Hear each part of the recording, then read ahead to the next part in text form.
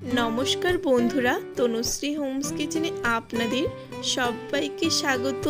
बंधुरा आमरा अनेकेई तेल मशला जातीय खाबार किन्तु खेते एकदमई खूब एकटा पछंद करी ना। आर ताई आजके आमी कोनो रकम तेल व्यवहार ना करेई किन्तु एई सिंगारागुलोके तैरी करब। आर एई सिंगारागुलो खेये किन्तु केउ बुझतेई पारबे ना যে এই সিঙ্গারাগুলো তেল ছাড়া ভাজা হয়েছে। বন্ধুরা আপনারা ভিডিওটা স্কিপ না করে শেষ পর্যন্ত দেখতে থাকুন, আশা করছি আপনাদেরও ভালো লাগবে। বন্ধুরা ভিডিওটি শুরু করার আগে আমার এই চ্যানেলটি যদি সাবস্ক্রাইব করে না থাকে সাবস্ক্রাইব করে নেওয়ার অনুরোধ রইল। তার সাথে পাশে থাকা বেল আইকনটি প্রেস করে নেবেন যাতে আমার চ্যানেলে আসা প্রত্যেকটি ভিডিওর নোটিফিকেশন সবার আগে আপনাদের কাছে পৌঁছে যায়। এখন সবার প্রথমে সিঙ্গারা বানানোর জন্য আমি এখানে পরিমাণ মতো ময়দা নিয়েছি। এবার এই ময়দার মধ্যে দিয়ে দেব সামান্য পরিমাণে কালো জিরে আর দিয়ে দেব স্বাদ অনুযায়ী লবণ। এবার সবকিছু একসাথে ভালোভাবে মিশিয়ে নেব। আর বন্ধুরা আমি যেহেতু আজকে তেল ছাড়া এই সিঙ্গারাটা তৈরি করব তাই আমি এখানে তেলটা ব্যবহার করলাম না, তবে আপনারা চাইলে এখানে ময়মের সময় তেলটা ব্যবহার করতে পারেন। এখন অল্প অল্প করে জল দিয়ে আমি একটা শক্ত করে ডো তৈরি করে নেব।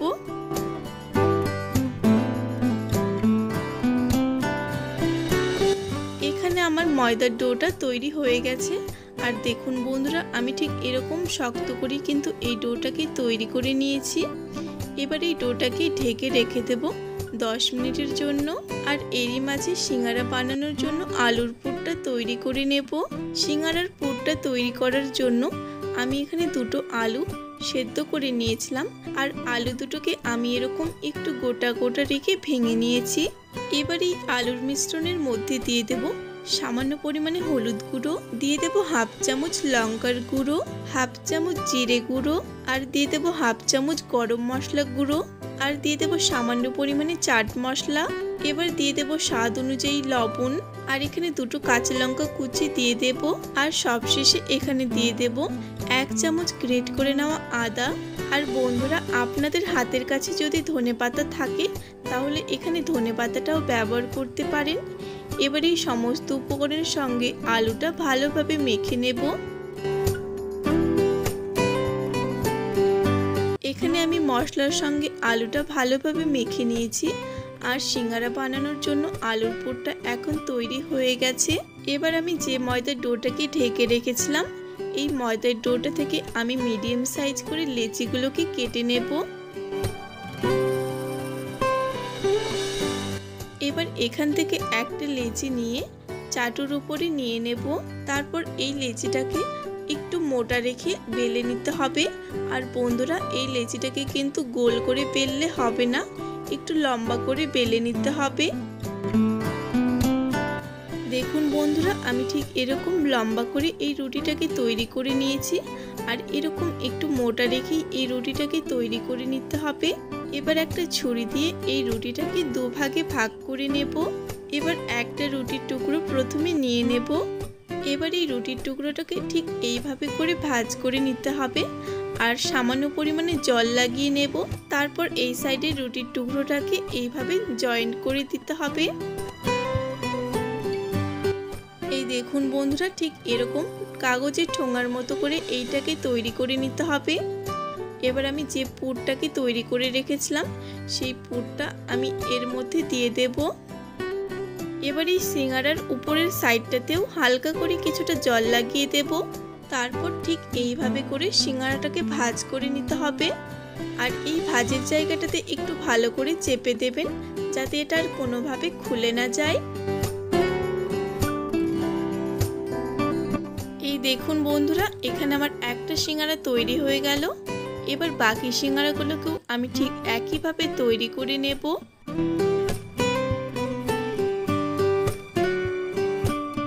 একইভাবে আমি এখানে বাকি সমস্ত সিঙ্গারাগুলোকে তৈরি করে নিয়েছি। এখন এই সিঙ্গারাগুলোকে ভেজে নেওয়ার পালা। আর এই সিঙ্গারাগুলোকে ভেজে নেওয়ার জন্য আমি এখানে স্টিলের একটা থালা নিয়েছি। এবার এই থালাটার উপরে কিছুটা তেল ব্রাশ করে দেব। আর এই থালাটার মধ্যে তেল ব্রাশ না করলে কিন্তু সিঙ্গারাগুলো নিচে লেগে যাবে। এখানে আমি থালাটার মধ্যে ভালোভাবে তেল ব্রাশ করে নিয়েছি। এবার একে একে সমস্ত সিঙ্গারাগুলো এই থালার উপরে দিয়ে দেব। বন্ধুরা, আমার চ্যানেলে আসা রেসিপিগুলো ভালো লাগলে অবশ্যই একটা লাইক, কমেন্ট আর আমার এই চ্যানেলটি সাবস্ক্রাইব করা না থাকলে সাবস্ক্রাইব করে নেওয়ার অনুরোধ রইল। এখানে আমি থালার উপরে সমস্ত সিঙ্গারাগুলোকে দিয়ে দিয়েছি। এবার এই সিঙ্গারাগুলোর উপরে হালকা করে কিছুটা তেল ব্রাশ করে দিতে হবে। আর এই সিঙ্গারার গায়ে তেল ব্রাশ করার একটাই কারণ, যাতে এই সিঙ্গারাগুলোর গায়ে হালকা করে কিছুটা কালার আসে।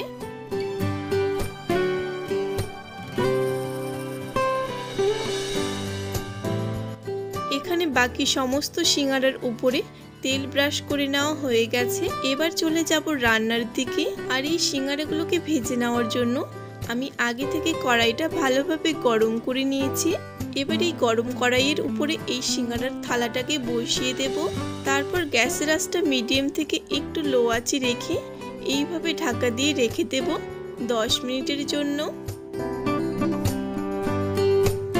ফিরে এলাম 10 মিনিট পর।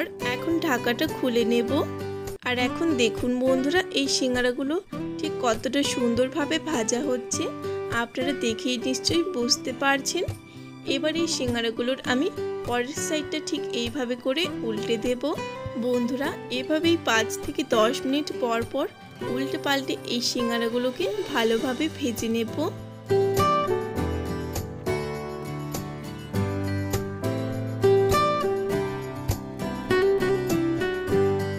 এখন আমি ফিরে এলাম মোটামুটি 30 মিনিট পরে। আর আমি কিন্তু এই সিঙ্গারাগুলোকে উল্টে পাল্টে সবগুলো দিক ভালোভাবে ভেজে নিয়েছি। আর আপনারা দেখেই নিশ্চয়ই বুঝতে পারছেন। দেখুন বন্ধুরা, এই সিঙ্গারাগুলো ঠিক কতটা লোভনীয় হয়েছে। এবার এই সিঙ্গারাগুলোকে একটা প্লেটে তুলে নেব। বন্ধুরা, আপনারাও বাড়িতে একদিন হলেও ঠিক এইভাবে সিঙ্গারা তৈরি করে দেখবেন। আশা করছি আপনাদেরও ভালো লাগবে।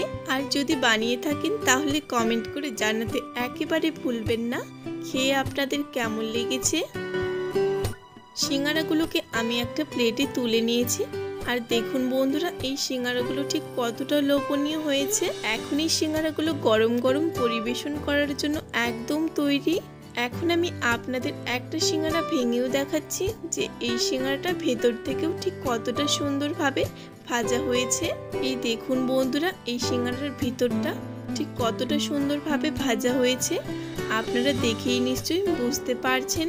বন্ধুরা, আজকের এই রেসিপিটি আপনাদের কেমন লেগেছে কমেন্ট করে জানাতে একেবারে ভুলবেন না।